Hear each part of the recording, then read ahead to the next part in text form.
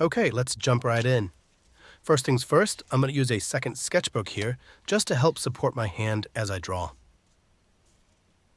Now, these sketches are going to be a continuation of my journey into coloring, and if you haven't seen my first video, I'll put the link in the description or I'll link it here.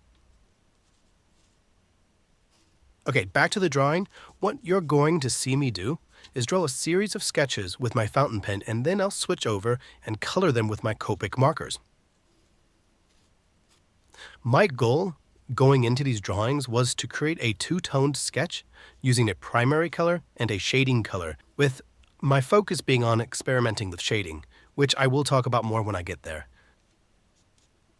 Now, for these sketches, I'm really just focusing on a section of the building that interests me, and I'm grabbing just enough detail to capture the essence of that storefront.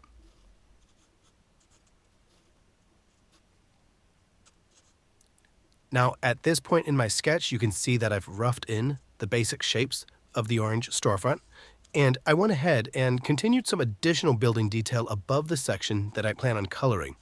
In my mind, this just gives me a softer transition, and it creates more of a visual aesthetic for that color to live inside.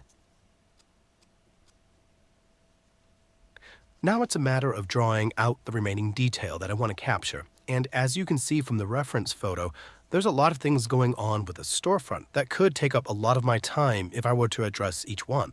Since my focus is not on the detail, rather on the coloring, I'm just going to try to be loose and only capture generic lines to suggest detail.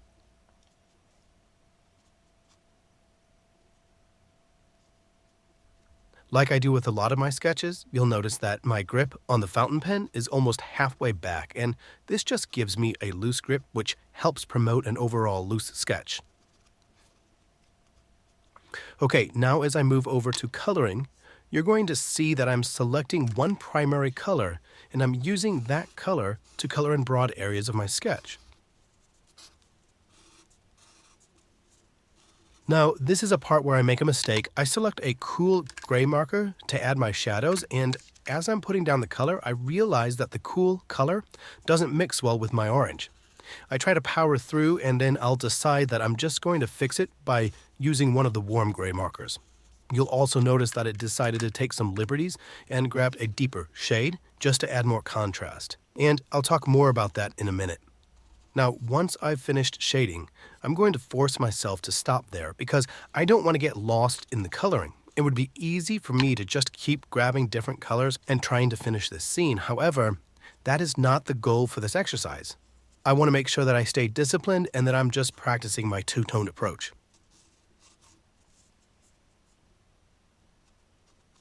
Okay, as I start to jump in to the next sketch, I want to talk a little bit about something I mentioned previously, and that is taking liberties with your sketch. You'll notice that in the reference photo of this building that it lacks strong shadows, and it also has a pattern on the front. Since this part of my journey is to experiment with colors and not focus so much on capturing detail, I'm going to take some liberties with my sketch just to set me up better to practice coloring. And what I mean is that you're in control of what you draw. You can decide what makes it into your sketch. If I think that the detail will just clutter my sketch, I'll skip it.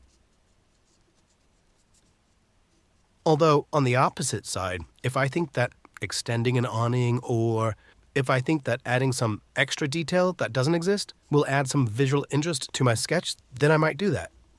In fact, I've made that decision to add extra detail on one of my previous videos, and I've talked about it in that video. And I'll go ahead and share that link. Now, I want to talk about the reference photos for a moment. What I look for in a reference photo is a building that has enough detail to be interesting, but specifically since these sketches are meant to practice coloring techniques, I'm looking for buildings that have bold colors. If the building has strong shadows, even better, because as I mentioned earlier, I'm planning on making each of these buildings two-toned, and a strong shadow would easily get me that second tone. Now, I'll wrap up the final details on this building, and you'll notice that when I move over to the front of the building, I'm going to skip that stripe pattern on the wall, again taking liberties. Now, before I jump into the markers, I do want to point out that the awning that I drew wasn't in the correct perspective, and I decided to leave it like it was, since fixing it could potentially make it more of a mess and draw more attention to it. Okay, now, switching over to my blue markers, I'm going to color the entire building, and once I'm done with that, I will grab my dark, cool gray marker to add the shadows.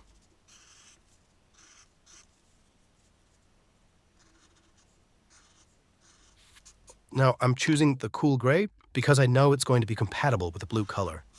Again, I'm taking liberties with these shadows since they don't exist in my reference photo, at least not as obvious as I'm making them.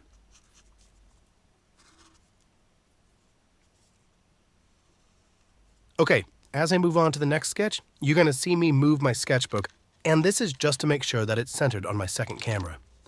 Now, I'll go ahead and start the sketch by drawing the awning, and here you'll see that I bounce around a lot with my pen without drawing anything, and I'm just moving my pen to the points that I want to draw to get an idea of the scale that I want to draw in.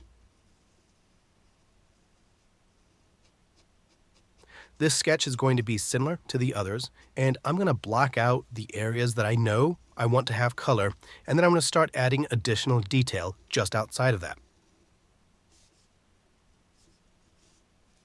What was interesting about this sketch is there's a little more texture in my reference photo, and I decided to try to capture some of that texture in the sketch. The one thing that I really enjoy with sketching is drawing textures, and I've actually created some videos on how to draw different textures, which I'll add that link to.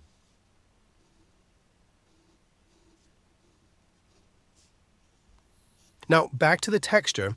I don't know if this is weathered wood or corrugated metal, but I like the distressed look, and when I go to draw it, I'll attempt to capture the texture with a few extra broken lines.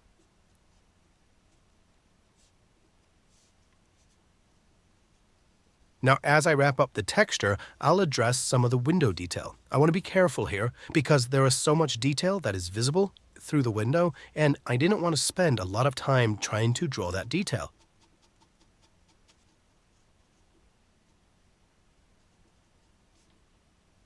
So I'm just going to add a few perspective lines and some strategically placed hatching just to get the essence of that detail. And I'm satisfied with how this turned out. Now I'm going to move back over to the markers, and I want to point out that I'm really trying to use the edges of the marker's tip to my advantage. I'm going to position my marker in such a way that I can broadly cover an area. Now, my intent is to color the area with as few strokes as possible so that I'm not building up too much color.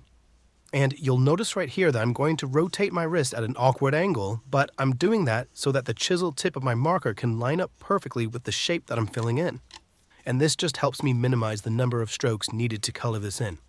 Now, the last thing that I want to point out here is that I am applying shading to the window right underneath the awning. This is done just to add some additional contrast to my scene. Okay, now as I move over to the final sketch, I want to talk about the things that I've learned so far through these exercises. The first one is that my fountain pen ink holds up really well to these markers. I can oversaturate an area and the ink will not bleed.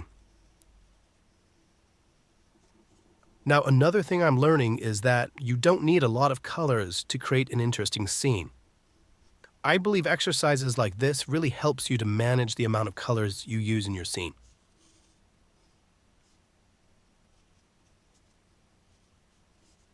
Another thing is that I am learning when to use warm grays versus cool grays.